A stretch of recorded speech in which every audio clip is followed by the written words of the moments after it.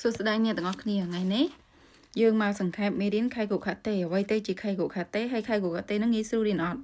បងប្អូនខៃកូខាតេអត់មានពិបាករៀនទេស្រួលណាស់ស្រួលមែនទែនខ្ញុំគិតថាស្រួលជាងបកជ័យទៅទៀតហើយនិយាយទៅឲ្យតែបងប្អូនបានឆ្លងកាត់មើលមេរៀនហ្នឹងហើយសំណួរដែលគេសួរមកមួយហ្នឹងក៏អត់មានលក្ខណៈថាជឿក្បាលប្រមុខដែរនិយាយទៅខៃកូខាតេហើយនឹងសូកូម៉ងដៃអាចចុងក្រោយC ហ្នឹងណា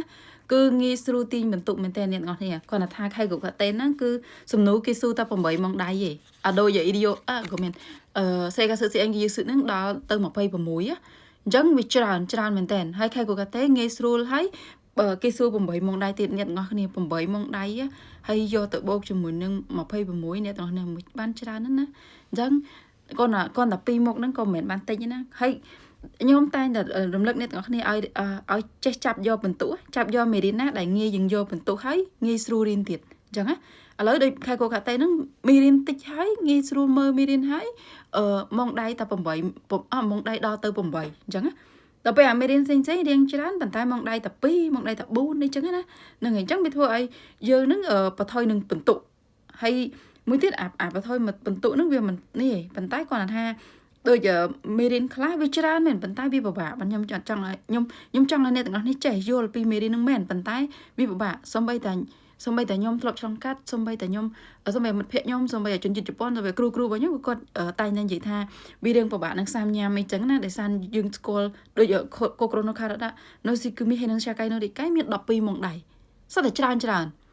ប៉ុន្តែវាពិបាករៀនអ្នកទាំងអស់នេះវាពាក់ព័ន្ធនឹងច្បាប់អញ្ចឹងណាវាត្រូវការយើងរៀនច្រើនយល់ទៅយើងអត់ច្រើនដើម្បីឲ្យយើងយល់យើងចាប់បានយកបន្ទុកអញ្ចឹងណាក៏ប៉ុន្តែអាពិបាកហ្នឹងខ្ញុំចង់ឲ្យអ្នកទាំងអស់គ្នាប្រឹងរៀនមែនប៉ុន្តែឲ្យថាទោះបីយើងមិនបានបន្ទុកពី10ក៏ដោយបានតែត្រឹម5 6 7ក៏យើងអាចយកទៅយោងជាមួយនឹងយើងយកអាស្រួលទៅយោងនឹងអាពិបាកដែរអញ្ចឹងណាដូចយើងប្រឡង JLPT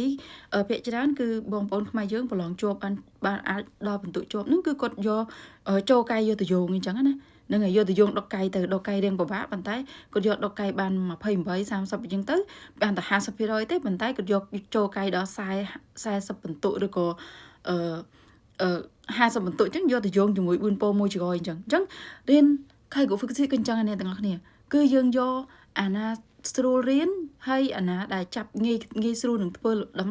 លំហាត់ហ្នឹងណាហើយនឹងបន្ទុករៀងច្រើនហ្នឹងយកទៅយោងជាមួយនឹងអាណាដែលពិបាកអញ្ចឹងណាហ្នឹងហើយអញ្ចឹងខៃកូខាតេខ្ញុំជៀបមកទៀតអ្នកទាំងអស់គ្នាគឺដំណើរការថែទាំហើយខៃកូខាតេហ្នឹងគឺអត់ពិបាករៀនទេកុំបារម្ភអ្នកទាំងអស់គ្នាកុំបារម្ភកន្លែងហ្នឹងគឺអត់ពិបាករៀនទេឲ្យតែអ្នកបានអានហើយរៀនតែម្នាក់ឯងក៏រៀនចេះដែរក៏យល់ដែរអានម្ដងហើយម្ដងទៀតម្ដងទៀតពិសេសបងប្អូនណាមានសភៅដែលពាក់ព័ន្ធអាសភៅតិចតូចសភៅគេហៅសភៅ pocket តោអាសភៅដាក់តាំងកប៉ៅខ្លួនហ្នឹងណាមើលតែបងប្អូនសាក់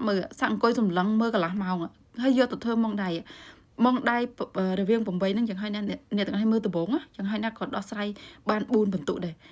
សាក់មើលបងប្អូនបើខ្ញុំបាននិយាយកុហកអ្នកទាំងអស់គ្នាទេខ្ញុំកុហកគ្មានបានប្រយោជន៍អីទេខ្ញុំគាត់តែចង់ប្រាប់ថាមេរៀនហ្នឹងគឺងាយស្រួលរៀ